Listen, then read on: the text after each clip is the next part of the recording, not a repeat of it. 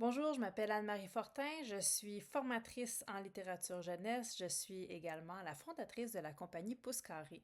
Et cette année, Pouce Carré, toute notre équipe, nous avons été mandatés par Lire et faire lire pour faire des suggestions de lecture adéquates pour les bénévoles. Donc des livres que vous allez avoir du plaisir à apporter dans les classes et que vous allez pouvoir lire avec les élèves de 4 à 8 ans avec lesquels vous travaillez au cours de votre séjour dans une école. Donc, vous allez avoir la chance au cours des prochaines semaines, donc à chaque semaine ou de façon périodique finalement, d'avoir des suggestions de lecture provenant de l'équipe de Pouce Carré. Aujourd'hui, moi, j'ai décidé de vous faire trois suggestions de lecture en lien avec les animaux, un sujet qui est toujours très populaire avec les enfants. Donc, je vais commencer tout de suite avec un ouvrage qui est tout nouveau, paru aux éditions Les Malins et qui s'appelle Oui, allô, le cri des animaux. C'est un ouvrage d'Amélie Legault. Oui, allô, le cri des animaux, c'est un album qui vous amène vraiment dans le principe de la chaîne téléphonique.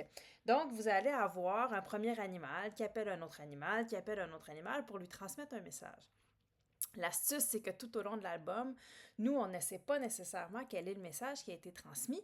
On va même nous inviter à la fin à le deviner. Puis regardez, à chaque page, les animaux sont en train de faire une activité. Donc, vous allez pouvoir aussi, avec les élèves que vous rencontrez, nommer les objets que vous voyez, imaginer ce que les animaux étaient en train de faire. Puis vous avez aussi le cri de l'animal qui est nommé à chaque page. Donc, la chouette qui ulule, ouh, ouh, à son cousin, le renard qui glapit, hip, wah, wah, wah, à sa sœur, là, quelle est la sœur du renard? Là, vous pouvez faire deviner aux enfants, là. La vache! Quel cri fait la vache? Elle beugle. Meuh, meuh, meuh. Elle beugle à sa grand-mère, là. La grenouille qui coasse. Quoi, quoi, quoi. Et ainsi de suite. Donc, vous allez avoir comme ça des dizaines d'animaux qui vont être nommés avec leurs cris que vous allez pouvoir découvrir et les activités qu'ils sont en train de créer. Quel est le message qui se transmet? Je vous le dis pas, à le découvrir en ouvrant le livre Oui, allô, le cri des animaux d'Amélie Legault, paru aux éditions Les Malins. Je vous présente Hugo de Catherine Braun-Grenier, paru aux éditions Fonfon. Hugo, c'est une histoire qui raconte l'histoire d'un petit chien qui malheureusement, comme beaucoup d'animaux à certaines périodes de l'année, a été abandonné. Et Hugo se retrouve donc dans un refuge. Vous avez d'ailleurs la carte au début du quartier. Hugo va se retrouver dans un refuge et va rapidement, dans l'album, être adopté par une famille. Puis on va découvrir toutes les craintes d'Hugo, les moments où il n'est pas certain, il ne sait pas s'il doit faire confiance, il a peur, il arrive dans une nouvelle maison, il y a des odeurs qu'il ne reconnaît pas.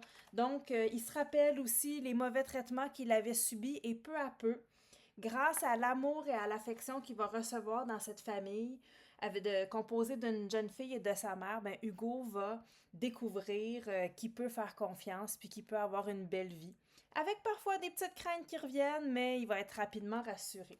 C'est un très bel album qui sensibilise les jeunes aussi au fait de s'occuper des animaux qu'on décide d'avoir, qui sensibilise au fait de ne pas abandonner les animaux, puis aussi qui peut donner envie de flatter les petits chiens. Puis à la fin, regardez, on apprend que l'album est inspiré de la véritable histoire du chien de l'autrice. Donc vous pouvez voir ici, on a une petite photo de Henri, qui est le vrai chien de l'autrice. Alors, un magnifique album à découvrir avec les élèves pour une lecture d'un album plus traditionnel, plus suivi.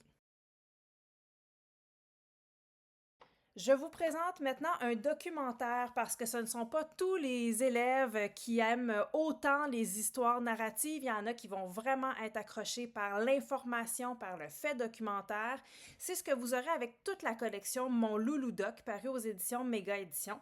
Ici, j'ai choisi les lapins parce que les lapins, c'est mignon, mais vous avez des dizaines de tomes sur différents animaux, puis il y en a même sur différents aliments. C'est des documentaires qui sont faits avec la méthode Falk, donc facile à lire et à comprendre.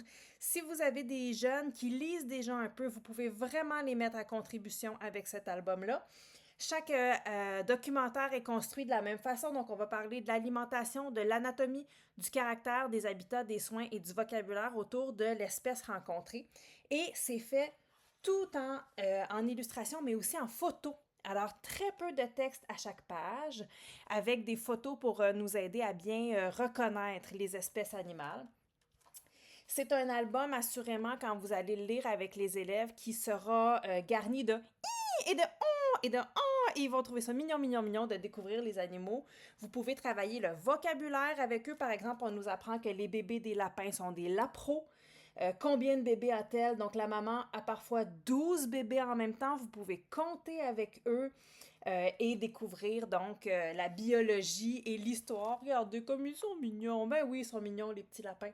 Alors, assurément, vous allez avoir du plaisir à découvrir les animaux avec les documentaires de la collection Mon Loulou Doc, paru aux éditions Méga. J'espère que ces quelques suggestions de lecture vous auront donné envie de découvrir quelques livres en lien avec les animaux. Puis on se retrouve bientôt avec de nouvelles suggestions.